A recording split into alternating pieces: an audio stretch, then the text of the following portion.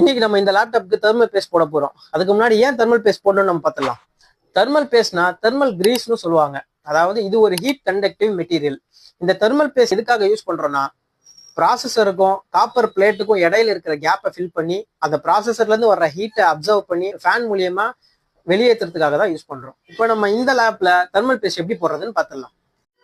இப்போ நம்ம எல்லா ஸ்க்ரூவையும் கழட்டிட்டு பேக் டோரை எடுத்து வச்சிடலாம். பேக் டோரை இப்போ நம்ம செப்பரேட் பண்ணிட்டோம்.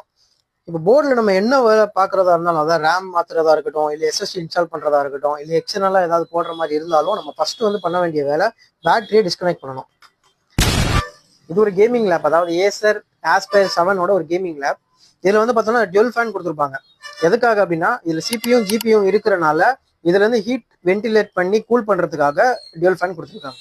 இப்போ நம்ம இதுக்கு மேலே இருக்கிற ஸ்க்ரூஸ் எல்லாம் ரிமூவ் பண்ணிடலாம்.